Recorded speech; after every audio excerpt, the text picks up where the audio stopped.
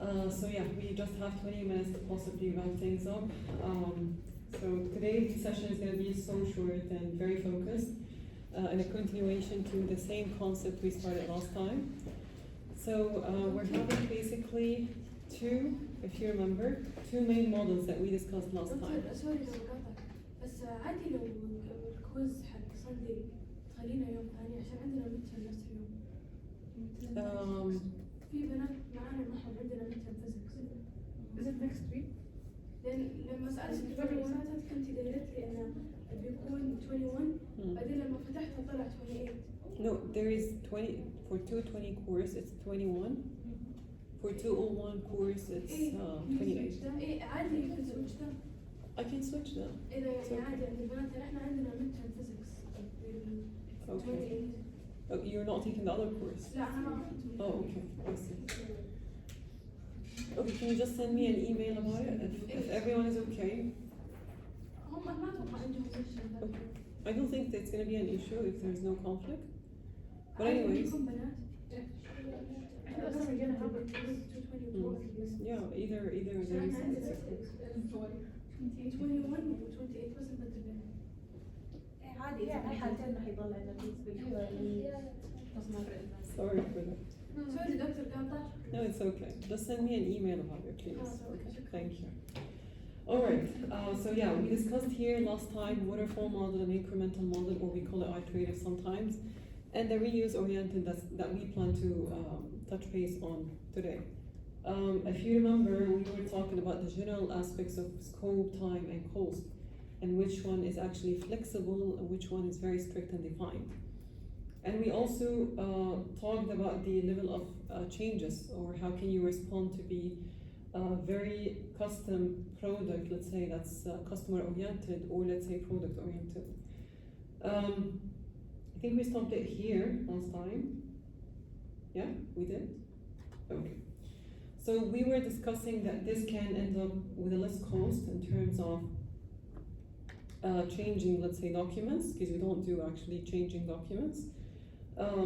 And there will be a feedback that's expected from the user side at every stage, which ensures compatibility with their own need and business needs.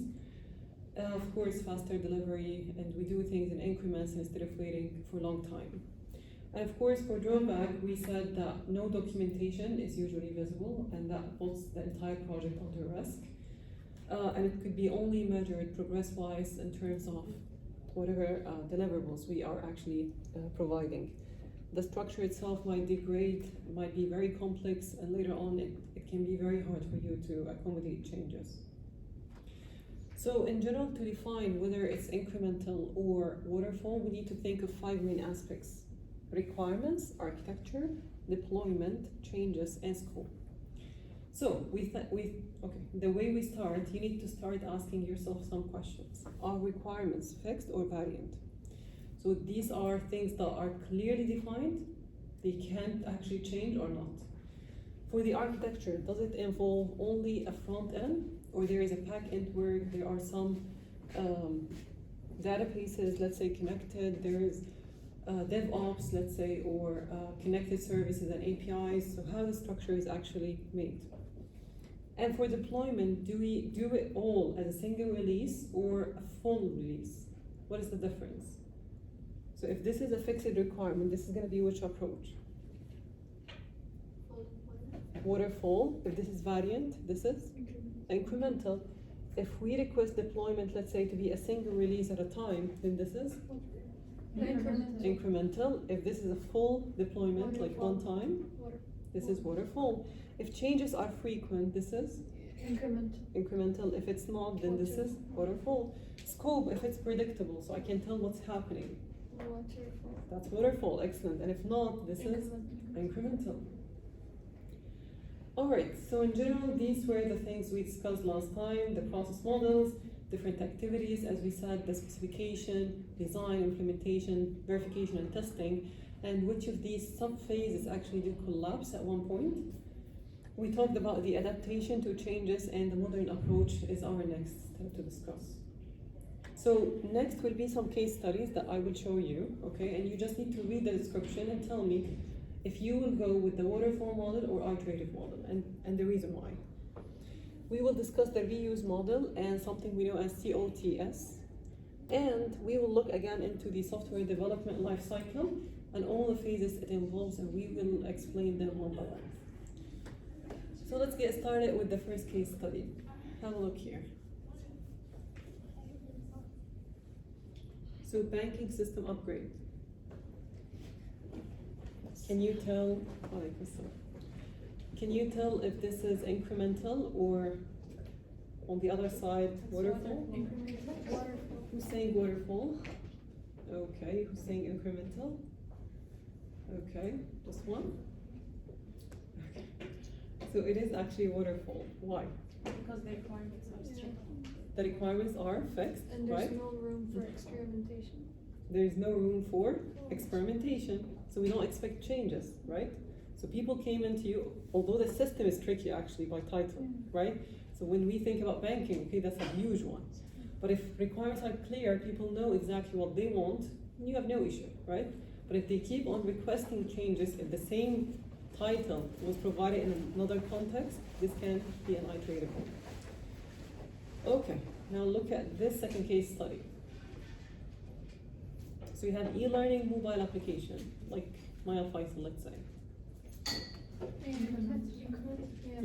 That's incremental? Yes. You agree? Why? Will change Unclear. Very good. So it's unclear. Changes are based on feedback, right? So we do take user feedback frequently. Yes, Also, please. it still says it's still evolving as something else. Very good. So we might expect new features, right? New scope, and so on. Very good. How about the last case study?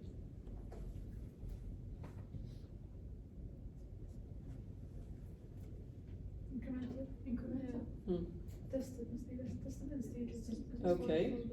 Because every day the congestion and the accidents change. Very good. So different scenarios might be provided, and this might enhance the way the system is described and the features are offered. Very good. And again, this is real-time analysis. Did you pay attention to that one? So with real-time analysis, you would require to have lots of functional, non-functional requirements working on the back end. Okay, so this is incremental. Very good. Now let's look into the third model type, which is reuse-oriented model. And by what the name suggests here, we're simply working on existing core components, okay? And I don't mean here an entire system that we will use, but maybe a part of it, right? So how we start, we look into a specification of requirements. Here we talk about component level, okay? So component analysis, so discuss how the currently existing system actually works, right? And maybe you will need to modify it. So maybe you need to add to it some new requirements, or maybe you don't, you wanna, let's say, remove a few other parts, right? Then you will start looking into the system design and how will it work with the reusability factor. Once it's there, then you will go for development and integration. So you put the old component in the same environment with the new component, and you will test if this is actually working as expected. Let me ask you a question. So we keep saying validation, verification, right? How different are these two? So what does the word validation means, and what does the word verification means?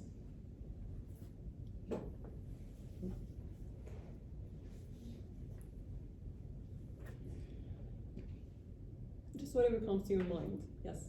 I think validation means it's like valid if it's about something that makes sense, yeah. Okay, very good. And verification is like Very good. it's correct. Very good. Yes. I don't know, maybe verification is like to check on it again to make sure that it is correct, yeah. Excellent. Okay. Validation. Like if I ask you, okay, I'll come back. Okay, I'm just asking you. Okay. If I'm asking if I'm building the right system, is that validation or verification? Validation. That's validation. Excellent. If I'm asking if I'm building the system right, Verification. and this is verification. So they're both very important, right? And they work together in making sure that this application is a correct fit. But again, you first discuss it in terms of, okay, does it fit the needs of the stakeholder? Does it actually satisfy you as a user? Yes? So that's what we call Validation. Now looking into how this actually works. Yeah, this is verification.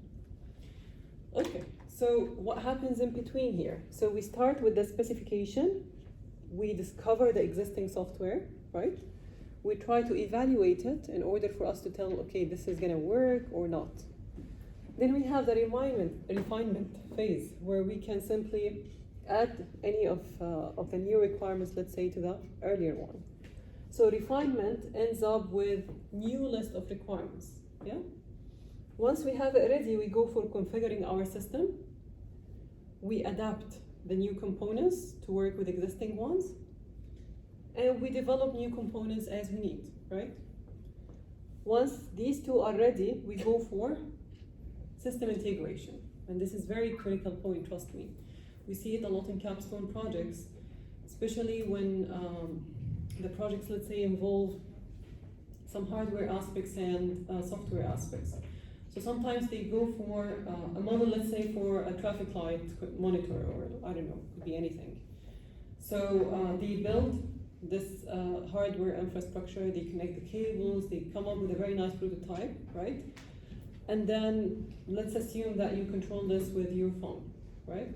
So you can build a mobile application, let's say, separately, and you can build this hardware infrastructure separately, but the way they connect, the way they work together and sync data, this is the hard part. We call this integration. So we need here to look for compatibility. So am I using APIs that are compatible? Do I connect to services and libraries that are actually good to work together? And so on. So integration is a very critical stage, and also it involves some work over the network, the connection. Is it Wi-Fi based? Is it Bluetooth based? And so on. So in general, we use oriented models. They come up with that idea of COTS. We call this commercial off the shelf. Okay? And from what the name suggests here, we're having some ready softwares that are available to everyone. They can use it. They can decide to customize if this is needed, but this is not the core of it.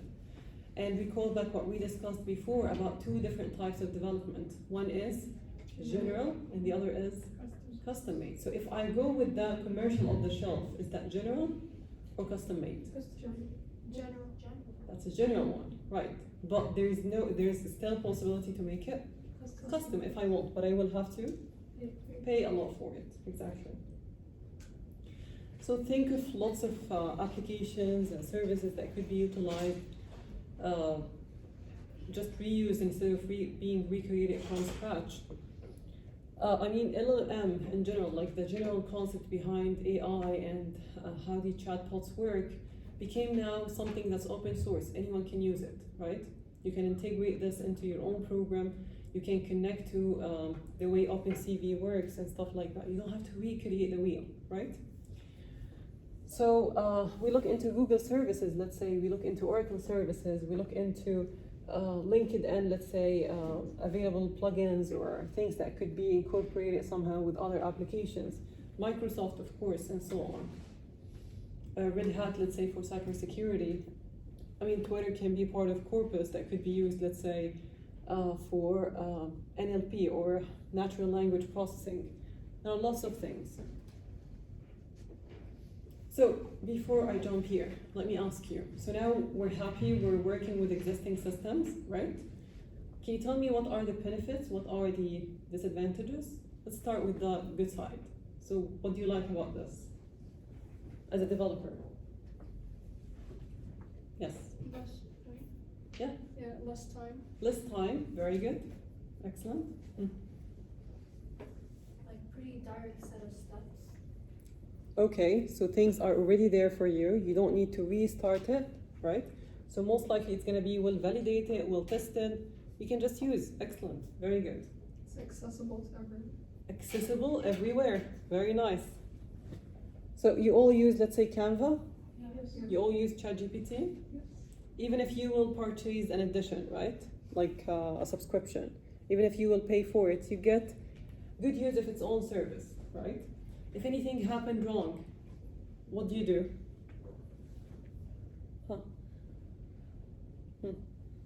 So the application is not responding, the payment is not processed. Maybe use another one. You can use another one. I mean, if you, okay, ChatGPT,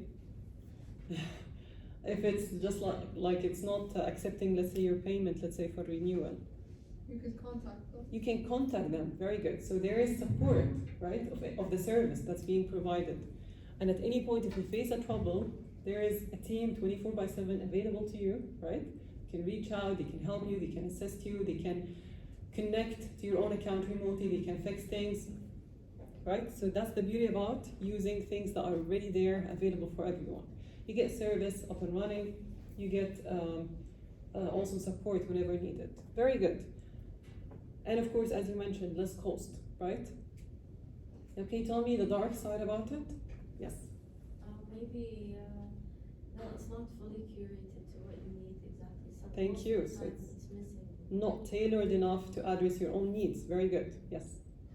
Same? Me, I was about to say. Same. Okay, perfect. Yes, Lean. It will have more stuff than what you need. They will be mixed up. Thank you. Thank you. I'll come back to that point. Remind me. Yes, I feel please. like there could be also a lot of security issues with like a general or commercial. Very good. Very good. Excellent. Okay, let's try to address these points that you just mentioned so nicely. Okay, so for the positive part, again, we said reduced cost, right? Technical assistance, so there is support, there are people behind stage, they're waiting to help you.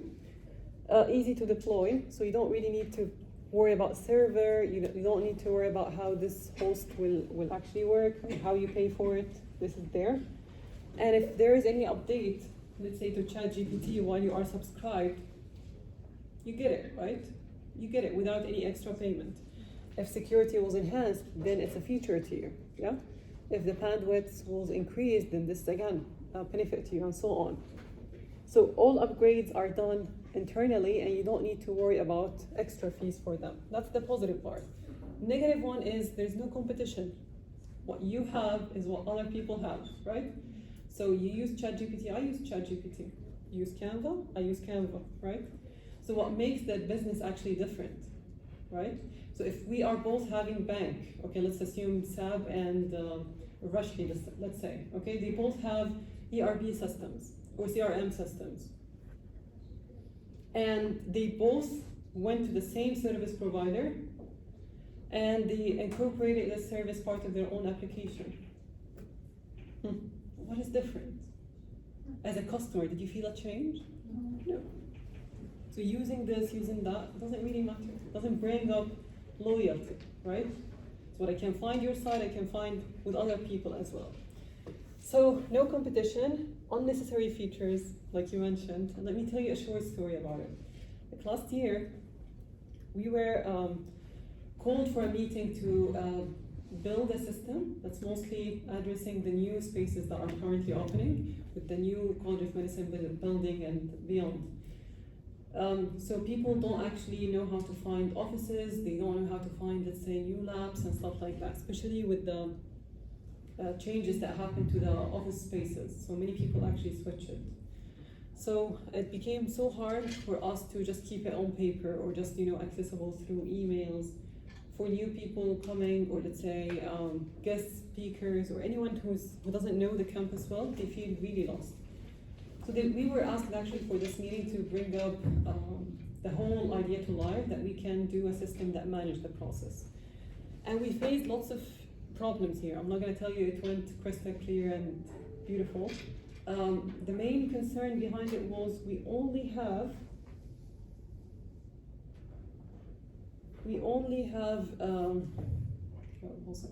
AutoCAD files. And these AutoCAD files are like 10 years ago old, okay, in addition to whatever updates are happening, but they didn't keep track of making necessary changes. So you get to see obsolete data, sometimes even offices assigned to people who left campus, that was among the data I saw.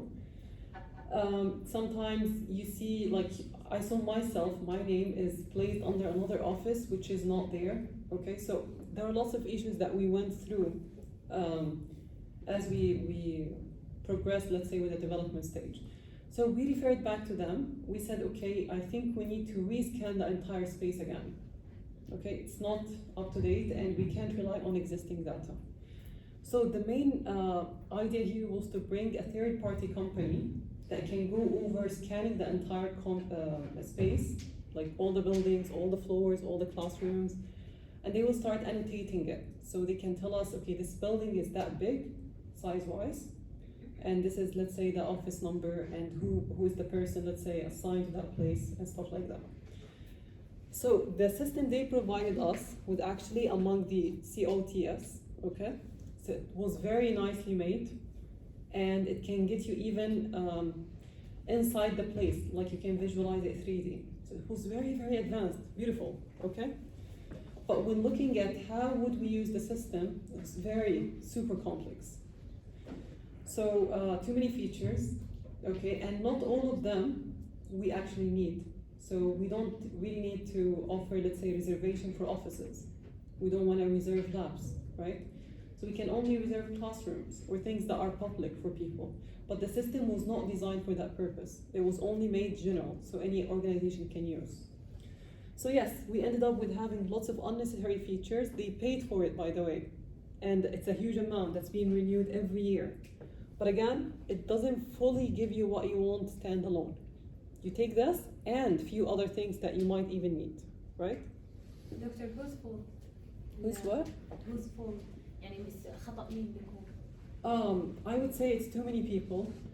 اللي عطوا requirements. Okay, so data has to be kept up to date, and I think this is a facility mistake. Perhaps they didn't keep track, or good track, let's say, of what changes are happening. And because sometimes departments actually do contact and communicate changes without referring back to people with authority. So maybe they were not even notified of these changes, okay? The second thing is relying on systems that might be 10 years old. We call this obsolete sometimes. So yes, it's good for us to build the infrastructure, but later to maintain it or to manage it, you will need other advanced tools, right? So they did not do this. So this could be somehow thrown on IT. Plus the level of trust. So if I told them, okay, I have a perfect code for you, just get it in, fix your data, and this is gonna be live, they will not trust, right? So it's too many people, too many complications. I can't really tell it's exactly whose mistake. But in general, it all contributed to paying for something that maybe we don't really need. High cost of installation, of course. So this happens over time. You get to see, let's say, especially if you want to customize, let's say, your own application, installation will take higher cost, and it would require also people who are using the service to pay for it. And there might be also additional licensing cost, which might be not only one-time paid, could be also paid on annual or monthly basis as needed. Just wanted to go over, I'll take 2 more minutes, okay? Just 2 more minutes. So requirements and specification, this is part of the specify phase that we addressed last time. We can split this phase in general into 3 steps. One thing we call requirements elicitation and analysis, where we gather our requirements. Then we go for requirement specification, where we simply, okay, so we try to document whatever was approved in the previous stage, okay? So this one mostly deals with the stakeholder side, yeah? There are lots of back and forth meetings. You go for writing, let's say, people expectations, you define this as you go, yeah? So this is a loop that never ends unless the customer is satisfied, yeah? This one provides for you system description as an output. The other one here gives you user and system requirements, okay? Then we go for requirements validation.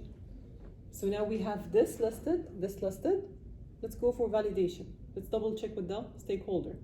Let's double check with the system, with the user, yeah? So if this went to be a pass, then we have now 3 things leading to one final deliverable, which is SRS document, or we call it requirements document. So requirements document has mostly 2 things. Something we know as a functional requirement, functional requirement and non-functional requirement. Anyone knows the difference between both? So what is functional requirements? You're building a system. Functional requirements is what it's supposed to do. What it's supposed to do, exactly. What? It answers what. Very good. So I have, yeah. And non-functional is like the time it takes. How what? The time it takes. The time it takes, okay. So you look into time. So you look into how mostly, right? So the time it takes, the cost. STC. Okay, okay. Okay, I'll put it as a side note, okay. We can look into hardware, let's say specifications. So you're buying, let's say, a new laptop, right? It does the job, all the laptops do the same job, right? But the difference is what? One could have bigger RAM compared to the other. One can support gaming engines, yeah? One can allow you to have lots of multi-threaded tasks in parallel. So it's how the core, let's say, is implemented. Is it i5, is it i7, is it i9? It depends, right? And this can define the speed. So hardware considerations and configuration can also help you also define how fast the service will be, right? How secure it's gonna be. How many customers can be allowed access to the same service at the same time? Yeah. How can they work concurrently? Like, can you use the same account, let's say, from 2 different locations for banking, while one makes, let's say, a withdrawal and the other person makes a transfer in the same exact moment of time? So again, this could be decided based on non-functional requirements. So non-functional focus on things that you don't really see implemented, okay? So it's things that we see running as users, but we don't care exactly how it's implemented. But functional, it means it's very visible to us. We can see the feature, right? But we know that it holds the biggest amount of coding. And it requires, of course, the resources, the cost to be utilized in the most. But of course, depends on the context of the application. If it requires high level of security and other stuff, then this is important. So again, I'll get back to resume this next time. Do you have any questions on today's class in general? All good? Any question? All right, please prepare your phones.